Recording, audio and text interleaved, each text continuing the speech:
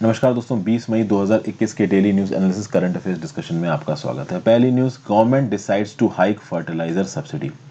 प्रधानमंत्री जी ने एक हाई लेवल की मीटिंग को चेयर किया और ये बोला कि भाई फर्टिलाइजर प्राइसेस में थोड़ी सब्सिडी प्रोवाइड की जाएगी और इसको हिस्टोरिक डिसीजन बोला गया। देखिए, आजकल मीडिया रिपोर्टिंग भी इस प्रकार से होती है, हिस्टोरिक डिसीजन। गवर्नमेंट सर्वेंट्स की तनख्वाह बढ़ाई जाती है तो हिस्टोरिक, जब आप ग्राउंड पे जाके देखते हो तो एक्चुअली में कुछ भी नहीं बढ़ा होता। उसी प्रकार से जब जब भी कोई सब्सिडी या कोई इस प्रकार का इंसेंटिव देती है स्कीम तो हिस्टोरिक, वो कितना हिस्टोरिक है वो ग्राउंड लेवल के लोगों को ही पता चलता है। तो ये जो डैप फर्टिलाइजर है, डाई अमोनियम फॉस्फेट, इसके ऊपर जो पहले सब्सिडी थी वो थी 500 रुपये प्रति बैग। अब इसके ऊपर सब्सिडी हो गई है 1200 रुपये प्रति बैग। तो देखने में तो भाई बहुत ज़्यादा इंक्रीज लग रहा है, 140% की सब्सिडी का इंक्रीज है, बट एक्चुअली में फार्मर्स को उतने ही दाम पे चीज़ें मिल रही, बस हाँ कहीं ना कहीं मार्केट के फ्लक्चुएशन से फार्मर्स को यहाँ पे बचा लिया है।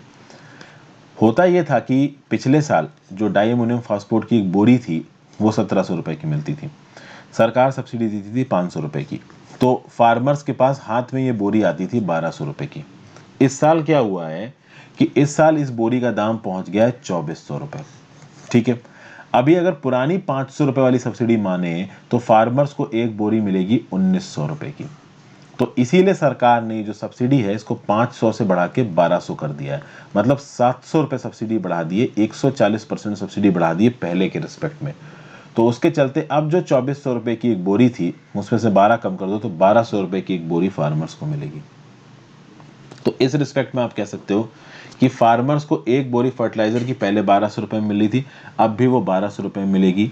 ये इंक्रीज हुआ ये है क्यों है, तो भाई डाई अमोनियम फॉस्फेट को बढ़ाने के लिए बहुत सारी चीज़ों का इनपुट लगता है, जैसे फॉस्फोरिक एसिड यूज़ होता है, अमोनिया यूज़ होता है, और जैसे कि मैंने आपको सुपर कमोडिटी साइकिल में समझाया ही था, अलग से वीडियो बना रखी है कि भाई इंटरनेशनल कमोडिटीज़ के दाम बढ़ रहे हैं, और चूंकि इंटरनेशनल कमोडिटीज़ के दाम बढ़ रहे हैं तो ऑब्वियस सी बात है इनपुट्स के दाम बढ़ेंगे, इनपुट्स के दाम बढ़ेंगे तो फाइनल डाई अमोनियम फॉस्फेट के दाम भी बढ़ेंगे, और उस दाम बढ़ने के चक्कर में 1700 रुपये की बोरी 2400 रुपये की हो गई है। 1200 रुपये का जब हमने सब्सिडी दे दी तब जाके फार्मर्स को 1200 रुपये प्रति बोरी में मिली। तो यहाँ पे पीएम साहब ने बोला है कि हमने हिस्टोरिक काम किया फार्मर्स के लिए, फार्मर्स को फर्टिलाइजर ओल्ड रेट पे ही मिलेगा। कहीं ना कहीं देखा जाए तो ये स्टेप अच्छा भी है। ओके, ऑलरेडी फार्मर्स बहुत प्रेशर से रील कर रहे हैं, उनको थोड़ा बहुत यहाँ पे इंसेंटिव दिया गया है, बेनिफिट दिया गया है, जो कि सही है। आगे बात की जाए तो इससे सरकार पे खर्चा कितना आएगा। अभी के लिए सरकार केमिकल फर्टिलाइजर्स की सब्सिडी पे 80,000 करोड़ अभी भी खत्म कर रही है। इस इंक्रीज इन सब्सिडी के चलते और 14,775 करोड़ रुपए खरीफ सीजन में सरकार के खत्म होने वाले हैं। ये आप कह सकते हो फार्मर के इंटरेस्ट में सेकंड मेजर डिसीजन है। इससे पहले पीएम किसान वाले दिन, अक्षय तृतीया के दिन, पीएम किसान योजना स्कीम के अंदर अक्षय तृतीया के दिन 20,667 करोड़ रुपए फार्मर्स के अकाउंट में ट्रांसफर किए गए थे। फर्टिलाइजर की बात की जाए तो तीन प्रकार के फर्टिलाइजर्स होते हैं, एक होते हैं स्ट्रेट फर्टिलाइजर्स, एक होते हैं कॉम्प्लेक्स फर्टिलाइजर्स, एक होते हैं मिक्स्ड फर्टिलाइजर्स।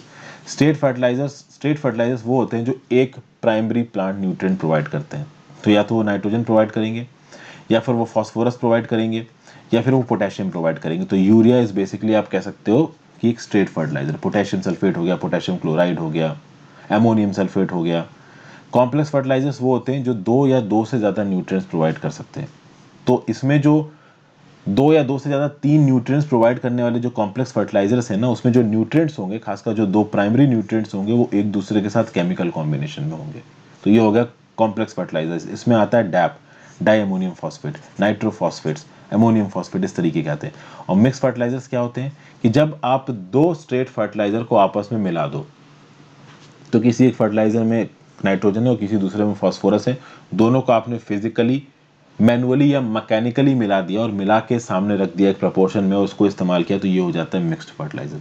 मिक्स्ड फर्टिलाइजर्स में स्ट्रेट फर्टिलाइजर्स के इंग्रेडिएंट्स को आपस में थॉरली मिक्स किया जाता है और फिर पौधों में इस्तेमाल किया जाता है। तो तीन प्रकार के यहाँ पे फर्टिलाइजर होते हैं। अब उतने काम का नहीं है, बट छोटी सी थ्योरी थी, डिस्कस कर लीजिए। जनरल स्टडीज पेपर 2 में गवर्नमेंट पॉलिसीज एंड इंटरवेंशन में न्यूज़ आपको काम आएगी। आगे बढ़ने से पहले वीडियो पे लाइक का बटन, अगर अब तक आपने इस वीडियो को शेयर नहीं किया कर दीजिए, चैनल को शेयर और सब्सक्राइब नहीं किया कर दीजिए, ज्वाइन बटन दबा के हेल्प कर सकते हैं। अभी के लिए ज्वाइन बटन वालों के लिए मैं अलग से कोई भी वीडियो नहीं बना रहा हूँ, रीज़न बीइंग कि मेरे को टारगेट है कि प्रीलिम्स का कोर्स मुझे पूरा करना है। ओके, तो इसीलिए ज्वाइन बटन वालों के लिए वीडियो नहीं है, लेकिन ऑलरेडी आपके लिए मैंने बहुत से फ्री ऑफ कॉस्ट वीडियो बना रखे हैं। 17 से 20 वीडियो ज्वाइन बटन वालों के लिए पहले से अवेलेबल हैं। तो ये अगर आप पसंद आए या ठीक लगे तो आप ज्वाइन बटन दबाओ, नहीं लगे तो कोई बात नहीं, मत दबाइए। इंस्टाग्राम पे फॉलो कर सकते हैं, अलग अलग आप कह सकते हो तरीके से आपसे जुड़ने की कोशिश करता हूँ, मैसेजेस, फोटोज़। अच्छा, जो आपके मैसेजेस होते हैं उसमें आप मुझे अपने डाउट्स भेज सकते हो। तो कुछ 5 से 6 मैसेजेस के ऊपर मैं रोज़ आप कह सकते हो क्लैरिफिकेशन इशू करता हूँ अपनी वीडियोज़ के थ्रू। बहुत सारे इंस्टाग्राम के मैसेजेस का जवाब मैं टेक्स्ट के थ्रू ही देता हूँ, जो मुझे लगता है कि सबके काम के हैं, उसके ऊपर मैं एक वीडियो भी रिकॉर्ड कर देता हूँ। तो आप इंस्टाग्राम पे फॉलो कर लीजिए, टेलीग्राम ग्रुप ज्वाइन कर लीजिए, आपको इस लेक्चर की पीडीएफ और मेल लेक्चर्स की नोटिफिकेशन टेलीग्राम ग्रुप में मिल जाएगी। नेक्स्ट बात करते हैं, राजस्थान डिक्लेयर्स म्यूकॉरमाइकोसिस इन एपिडेमिक। भाई म्यूकॉरमाइकोसिस और ब्लैक फंगस के इंस्टेंसेस बढ़ गए हैं और कोविड-19 से रिकवर कर रहे पेशेंट्स के अंदर म्यूकॉरमाइकोसिस बहुत देखा गया है। राजस्थान सरकार ने म्यूकॉरमाइकोसिस को राजस्थान के अंदर एक एपिडेमिक डिक्लेयर कर दिया, एक नोटिफिएबल डिजीज डिक्लेयर कर दिया और हर हेल्थ फैसिलिटी के लिए मैंडेटरी हो गया है कि जो भी केस म्यूकॉरमाइकोसिस का राजस्थान के अंदर आता है उसको राजस्थान की सरकार को रिपोर्ट करना होगा। इनफैक्ट इस समय पे राजस्थान में 100 से ज़्यादा ब्लैक फंगस के पेशेंट्स हैं और सवाई मानसिंह गवर्नमेंट हॉस्पिटल जो है वहाँ पे एक स्पेशल वार्ड ही बना दिया गया है म्यूकॉरमाइकोसिस के पेशेंट्स के लिए। ज़्यादातर ये जो पेशेंट्स हैं वो जोधपुर, जयपुर, सिरोही, कोटा डिस्ट्रिक्ट के आसपास के हैं। प्रिंसिपल हेल्थ सेक्रेटरी अखिल अग्रवाल साहब का ये बोलना है कि म्यूकॉरमाइकोसिस को एक एपिडेमिक डिक्लेयर करने से होगा ये कि इसका इंटीग्रेटेड और कोऑर्डिनेटेड ट्रीटमेंट हो सकता है। और बेसिकली इसको जो एपिडेमिक डिक्लेयर करने की ताकत है वो कहाँ से मिली है इनको, तो राजस्थान एपिडेमिक एक्ट 2020 से मिली है। म्यूकॉरमाइकोसिस एक प्रकार का साइड इफेक्ट दिख रहा है कोविड-19 के पेशेंट्स के अंदर, जो लोग ऑक्सीजन सपोर्ट पे हैं या फिर लिक्विड मेडिकल ऑक्सीजन सिलेंडर्स का इस्तेमाल कर रहे हैं, ऑक्सीजन कंसनट्रेटर्स का इस्तेमाल कर रहे हैं। तो राज्य की सरकार ने ये भी बोला है कि enough quantity of good quality oxygen concentrators होने चाहिए। अब यहाँ पे अगर आप म्यूकॉरमाइकोसिस की बात करो तो फंगस इन्फेक्शन है ये, इसको पहले जाइगोमाइकोसिस भी बोलते हैं। इसके रिस्पेक्ट में मैं एक बहुत डिटेल में वीडियो बना चुका हूँ और इस वीडियो में एक्चुअली मैंने आपको बताया था कि कैसे डायबिटीज़ से जो लोग सफ़र कर रहे हैं वो म्यूकॉरमाइकोसिस के इन्हेंस्ड रिस्क पे हैं। म्यूकॉरमाइकोसिस उन लोगों को ज़्यादा अफेक्ट करता है जिनको ऑलरेडी कोई हेल्थ प्रॉब्लम है, तो उनका जो इम्यून सिस्टम है वो इस हद तक कॉम्प्रोमाइज्ड है कि वो जर्म्स और इलनेस से नहीं लड़ पा रहा है। तो जिसको साइनस की प्रॉब्लम है, लंग्स वगैरह में प्रॉब्लम है, अगर स्किन में बर्न भी हो गया, स्किन में कट भी हो गया और फंगल इन्फेक्शन अंदर पहुंच गया तो म्यूकॉरमाइकोसिस स्किन में भी हो सकता है। जिनको बीमारी है कोई और, जो कि वेरी काइनाजोल थेरेपी से गुजरे हैं, जिनके अंदर अनकंट्रोल्ड डायबिटीज़ मेलिटस है, जो बहुत ज़्यादा स्टेरॉइड्स ले रहे हैं, बहुत लंबे समय से आईसीयू में रुके हुए हैं, तो इस प्रकार के लोगों को म्यूकॉरमाइकोसिस हो सकता है। इसके वार्निंग साइंस है headache, fever, coughing, blood vomits, breathlessness और अल्टर्ड मेंटल स्टेटस। ठीक है, तो म्यूकॉरमाइकोसिस राजस्थान में एक एपिडेमिक डिक्लेयर हो गया है, मतलब कहीं ना कहीं एक बड़ी प्रॉब्लम उनके हमारे सामने आ रहा है। इश्यूज रिलेटेड टू हेल्थ में पर्टिकुलर न्यूज़ आपको काम आएगी। नेक्स्ट बात करते हैं 6 UNESCO world heritage sites in India. 6 sites को, जिसमें एक है Ganga ghats in Varanasi, temple in Kanchipuram in Tamil Nadu, Satpura tiger reserve in Madhya Pradesh, फिर Maratha military architecture in Maharashtra, Hire Bangal megalithic site in Karnataka और Bheda Ghat, Lameta Ghat of Narmada valley in Madhya Pradesh. इनको कहाँ पे जोड़ा गया है? इनको जोड़ा गया है इंडिया की tentative list of UNESCO world heritage sites में।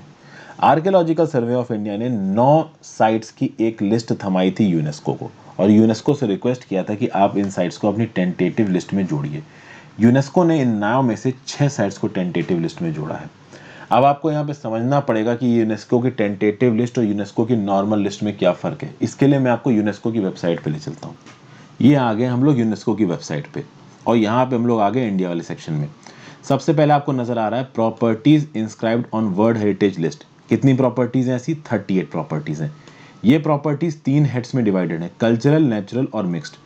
कल्चरल साइट्स के अंदर क्या क्या आती हैं सब लिखा हुआ आप देख सकते हैं। Agra fort, Ajanta, archaeological site of Nalanda, Mahavihara, Buddhist monument of Sanchi, ये सब किस में आते हैं? कल्चरल साइट्स के अंदर। नीचे आ जाइए तो आपको नेचुरल साइट्स नजर आएंगी, इसमें great Himalayan national conservation area, Kaziranga, Keoladeo, Manas, Nanda Devi, ये नेचुरल में आ गए। और मिक्स साइट में आती है खांगजेंगजोंगा नेशनल पार्क। तो ये तो हो गई आपकी कौन सी है वो प्रॉपर्टीज जो ऑलरेडी इंडिया से वर्ल्ड हेरिटेज लिस्ट पे इंस्क्राइब की जा चुकी हैं।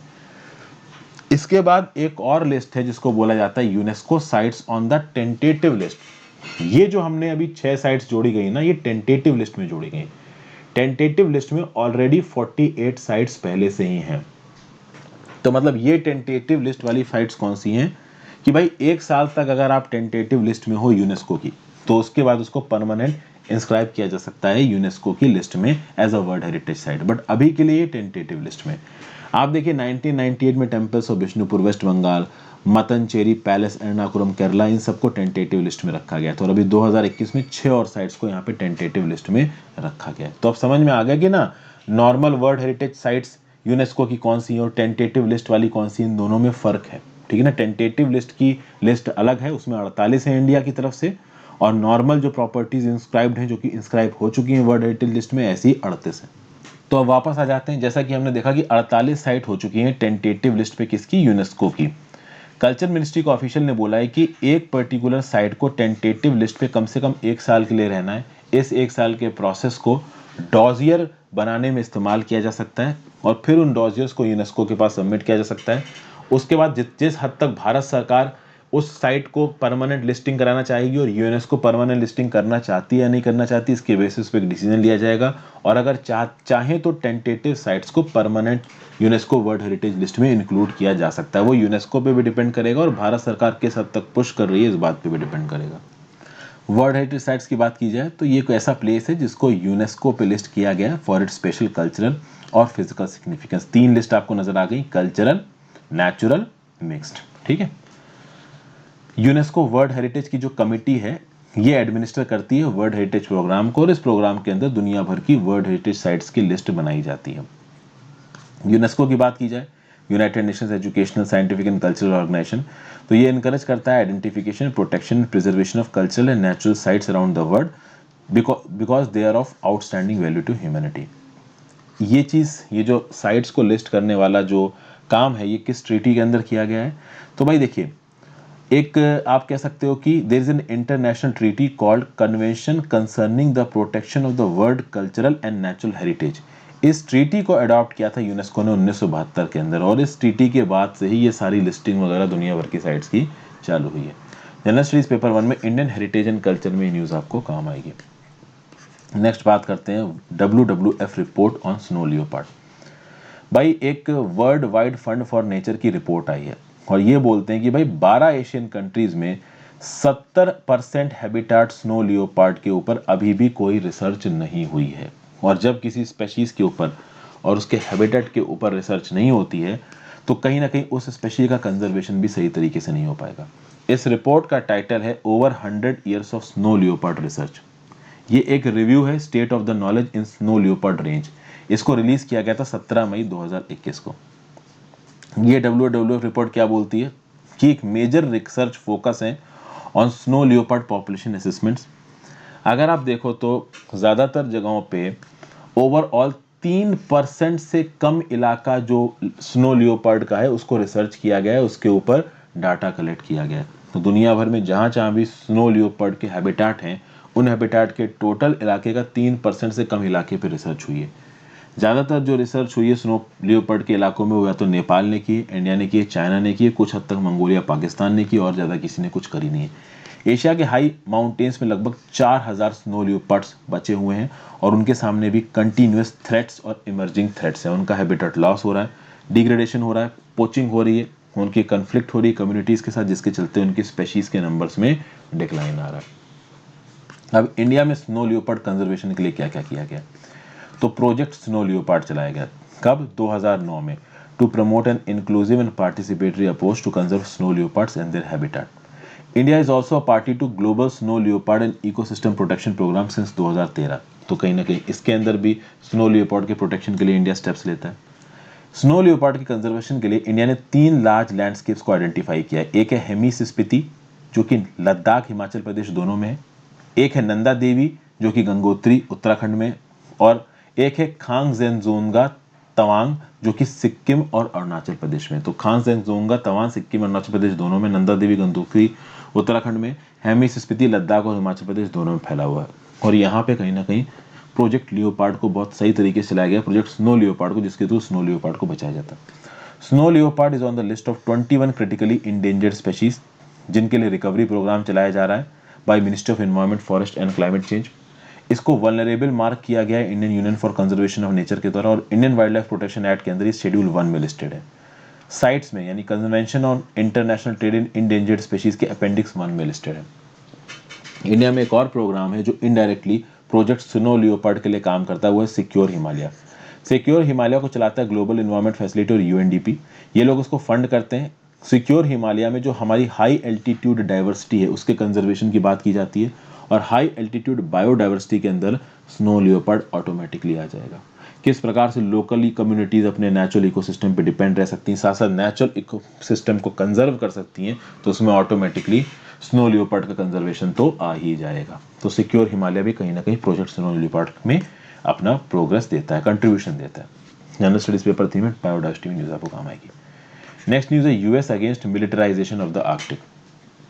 US secretary of state Antony Blinken ने बोला है कि वॉशिंगटन नहीं चाहता कि आर्कटिक के इलाके में मिलिट्री बिल्डअप हो, और रशिया अपने आर्कटिक इलाके में तगड़े तरीके से मिलिट्री एक्टिविटीज को लेके जा रहा है। आर्कटिक बहुत ज़्यादा एक्सेसिबल हो रहा है चूंकि वहाँ पे बर्फ पिघल रही है, लेकिन चूंकि ये बर्फ पिघल रही है तो ये अपॉर्चुनिटी नहीं है, ये हमारे इन्वायरमेंट को नुकसान है, जिसके ग्लोबल और वर्ल्ड वाइड रेपरकशंस होंगे। आगे आने वाले समय में आर्कटिक एक प्रॉपर सी लेन बन सकता है कम्युनिकेशन के रिस्पेक्ट में। आर्कटिक की जो पोजीशन है बहुत ज़्यादा स्ट्रेटेजिक है, और आर्कटिक में बहुत सारे नेचुरल रिसोर्सेज भी पाए गए हैं। और व्लादिमीर पुतिन बहुत लंबे समय से आर्कटिक का ये जो रीजन है रशिया वाला, इसको स्ट्रेटेजिक प्रायोरिटी के साथ देख रहे हैं। यहाँ पे बहुत सारा मिलिट्री इंफ्रास्ट्रक्चर बनाने की कोशिश कर रहे हैं, मिनरल एक्सट्रैक्शन करने की कोशिश कर रहे हैं, जिसके चलते बाकी आर्कटिक काउंसिल के जो मेंबर्स हैं वो रशिया से नाराज हैं। तो अब आर्कटिक काउंसिल की बात कर लेते हैं। This is an inter governmental forum which addresses issues faced by Arctic governments and people living in Arctic region। तो आर्कटिक रीजन में रहने वाले लोग और यहाँ पे जो सरकारें हैं उनके सामने जो भी इश्यूज आते हैं उनको मिलके सॉल्व करेंगे। अब ये कोई ट्रीटी बेस्ड इंटरनेशनल ऑर्गेनाइजेशन नहीं है, एक ऐसा ऑर्गेनाइजेशन है जो कंसेंसस पे काम करता है। तो इस ऑर्गेनाइजेशन में आर्कटिक काउंसिल में जो भी बातें होंगी वो किसी भी कंट्री के ऊपर बाइंडिंग नहीं है। जो भी बात हुई उस पर कितना एक्शन लेना है, कितना एक्शन नहीं लेना है, this is the individual perspective of that particular country. और आर्कटिक काउंसिल में मिलिट्री से रिलेटेड कोई बात नहीं होती है। आर्कटिक काउंसिल के मेंबर्स कौन कौन है, ये कब किस ट्रीटी से डिसाइड हुआ, तो ये 1996 ओटावा डिक्लेरेशन हुआ। जैसे कि मैंने बताया इंटरनेशनल ट्रीटी नहीं है, this is through a declaration based on consensus. तो 1996 के ओटावा डिक्लेरेशन से, ओटावा कनाडा का एक शहर है, ये बोला गया कि भैया कौन कौन सी कंट्रीज होंगी मेंबर आर्कटिक काउंसिल की, तो Canada, kingdom of Denmark, Finland, Iceland, Norway, Russian federation, Sweden और United States. These are the members of the Arctic Council. Arctic Council की जो मेंबरशिप है वो उसमें ऑब्जर्वर स्टेटस भी है, तो नॉन आर्कटिक स्टेट्स भी ऑब्जर्वर स्टेटस की तरह आर्कटिक काउंसिल में आ सकते हैं। बहुत सारे inter governmental, inter parliamentary, global, regional, non governmental organisation भी आर्कटिक काउंसिल में आ सकते हैं। अगर आर्कटिक काउंसिल के मेंबर कंट्रीज को लगता है कि इन ऑर्गेनाइजेशन से आने में आर्कटिक काउंसिल का काम और बेहतर तरीके से हो पाएगा, तो member state, non member state सब हो सकते हैं इसमें। हालांकि अभी के लिए जो मेंबर स्टेट है वो मैंने आपको बता दी। ये आपको आर्कटिक ओशन नजर आ रहा है, बीच में है नॉर्थ पोल। जो मोस्ट मेजर पार्ट है आर्कटिक ओशन का वो कहाँ पे है, वो रशिया के पास है। फिर इधर आपको फिनलैंड नजर आ रहा है, स्वीडन नजर आ रहा है, नॉर्वे नजर आ रहा है, इधर आइसलैंड नजर आ रहा है, ग्रीन मार्क जो कि डेनमार्क का ही पार्ट है वो नजर आ रहा है, कनाडा, और फाइनली इधर आपको यूएसए नजर आ रहा है। तो बेसिकली ये वो कुछ कंट्रीज हैं जो कि भाई आपकी आर्कटिक की पार्ट है। वैसे तो यूएसए आर्कटिक में नहीं आता, बट चूंकि ये अलास्का जो कनाडा के साथ लगा हुआ है ये यूएस का पार्ट है, तो US is naturally a part of this Arctic region. General studies paper 2 में इंटरनेशनल रिलेशंस में पर्टिकुलर न्यूज आपको काम आएगी। और आज की फाइनल न्यूज पे चलते हैं। Antarctica heads toward climate tipping point by 2060। यहाँ पे आपको कुछ चीजें देखने की जरूरत है। ये आपको एक आइस की शेल्फ नजर आ रही है। अब आपको ऐसा लग रहा है कि ये जो आइस की शेल्फ है ना, ये समुद्र में आगे बढ़ती जा रही, नीचे कुछ है नहीं। नीचे कुछ क्यों नहीं है? नीचे इसलिए कुछ नहीं है दोस्तों क्योंकि जो समुद्र का पानी है ना, ये गर्म हो रहा है, और इस समुद्र के पानी के गर्म होने के चलते पहले जो नीचे यहाँ पे बर्फ हुआ करती होगी ना, वो पिघल गई होगी। तो पिघलने के चलते जो ग्राउंडिंग लाइन है वो पीछे की तरफ घुसटती जा रही है। मतलब वो ग्राउंडिंग लाइन जहाँ पे ये जो बर्फ की सिल्ली है वो जमीन से ऊपर की तरफ उठ रही है, ये है ग्राउंडिंग लाइन। अब ये शेल्फ आगे जाती ही जा रही है, जाती ही जा रही है। क्यों? चूंकि इसके नीचे की शेल्फ जल चुकी है पिघल। क्यों पिघल चुकी है? चूंकि पानी गर्म है। अब ये ग्राउंडिंग लाइन और पीछे की तरफ खिसकेगी। क्यों? चूंकि पानी गर्म है तो ये बर्फ भी पिघल रही है। तो एक समय ऐसा आएगा कि ये शेल्फ टूट जाएगी। क्यों? क्योंकि जब ग्राउंडिंग लाइन एक लिमिट से पीछे चली जाएगी तो ये शेल्फ का भार नहीं झेल पाएंगे, और जब ये शेल्फ टूट जाएगी तो इसके ऊपर ये जो आपके आइस के टावर्स खड़े हुए होंगे वो टावर भी टूट के नीचे पानी में गिर जाएंगे, और ओवरऑल पानी की जो क्वांटिटी जो कि अभी तक इन ग्लेशियर्स में दबी हुई है वो ओशन में पहुंच जाएगी, और बहुत सारी सिटीज में वाटर राइज देखा जा सकता है, बहुत सारी कोस्टल इलाके डूब सकते हैं। यहां पे अब बोला जा रहा है क्लाइमेट टिपिंग इन अंटार्कटिका। मैंने आपको आइस शेल्फ समझा दी, आइस टावर समझा दिया, यहाँ पे ग्राउंडिंग लाइन समझा दी। ये समझाना जरूरी था, बेस बात करना जरूरी था। इस प्रकार के बहुत सारे आइस शेल्फ्स हैं अंटार्कटिका में। अब जैसे जैसे ये आइस शेल्फ्स टूटेंगे उसके ऊपर जो टावरिंग आइस क्लिफ्स है ये भी टूट जाएंगे, खड़े नहीं रह सकते अपने आप पे, इनको खड़े रहने के लिए नीचे शेल्फ चाहिए। अभी शेल्फ टूट जाएगी तो ये टावरिंग आइस क्लिफ भी नीचे गिर जाएंगे। ठीक है भाई, और ये सब किसकी वजह से हो रहा है? ये वार्मिंग की वजह से हो रहा है। तो एक समय ऐसा आएगा कि मेल्टिंग इतनी तेज हो जाएगी अंटार्कटिका के ग्लेशियर की कि it will lead to climate tipping points. क्या होता है climate tipping points? Climate tipping points एक ऐसा पॉइंट है जहां पे इरिवर्सिबल चेंज हो जाता है क्लाइमेट सिस्टम में। Fifth assessment report inter governmental planet of climate change की ये बोलती है कि climate tipping point is the irreversible change, एक ऐसा चेंज उसके बाद अंटार्कटिका की जियोलॉजी में कुछ ऐसे चेंजेस होंगे कि उन चेंजेस को आप रिवर्स नहीं कर पाओगे, वो परमानेंटली हो चुके होंगे। ठीक है, इसको कभी कभी run away green house effect से भी कंपेयर किया जाता है। Run away green house effect क्या होता है? Run away green house effect वो इफेक्ट होता है कि जिस समय पे ग्रीन हाउस गैसेस का कंसेंट्रेशन हमारे एटमॉस्फेयर में इतना बढ़ जाए कि हमारा एटमॉस्फेयर गर्म ही होता चला जाए, ठंडा हो ही ना। तो जिस समय पे ग्रीन हाउस गैसेस इतनी ज्यादा गर्म कर देंगी हमारे एटमॉस्फेयर को कि भाई ठंडा होगा ही नहीं, इंटरस्टेलर में जिस प्रकार की सिचुएशन दिखाई गई है उस प्रकार का सिचुएशन हो जाएगी, तो पानी बॉयल करने लगेगा ओशंस का। तो उस रिस्पेक्ट में फिर आप देखोगे कि run away green house effect मतलब कि अब अर्थ रहने लायक ही नहीं रह गया है। Run away green house effect किस प्लैनेट पे हुआ है? प्लैनेट वीनस पे हुआ है। और कुछ प्रकार से ये जो चीजें हैं ये इंडिया में भी हो सकती है, बहुत एक्सट्रीम है। आज से अगर इस प्रकार से अगर आप उगलते चले गए ग्रेसग्राउंड गैस, तो हो सकता है 100-150 साल बाद ये अर्थ पे भी हो जाए। तो this will be an irreversible climate state. उसके बाद ये जो अर्थ है रहने लायक नहीं बचेगा। ये रनअवे ग्रीन हाउस इफेक्ट है। तो इतना खतरनाक नहीं है क्लाइमेट टिपिंग पॉइंट। अंटार्कटिका अगर पिघलता है तो दुनिया के बहुत से शहर डूब जाएंगे, ये बात सच है, लेकिन दुनिया खत्म नहीं होगी, लेकिन इरिवर्सिबल नुकसान होगा। अंटार्कटिका की जो जियोलॉजी है, अंटार्कटिका का जो इकोसिस्टम है, this is very important for the stability of global weather patterns, वो बदल जाएगा। इसलिए बोला गया क्लाइमेट टिपिंग, मतलब क्लाइमेट के चेंज को आप इस हद तक आगे लेके गए कि अंटार्कटिका की जियोलॉजी और ज्योग्राफी बदल गई, और उसके बाद वो ऐसी बदली कि वो फिर से पुराने जैसी नहीं हो सकती। Run away green house effect अलग चीज़ है जो कि मैंने आपको समझा दी। जनरल स्टडीज पेपर 2 में कंजर्वेशन रिलेटेड इश्यूज में न्यूज़ आपको काम आएगी। तो आई होप मैं जस्टिस कर पाया हूँ, चीज़ों को सही तरीके से आपको समझा पाया हूँ। Thank you for watching friends, have a great day, good bye.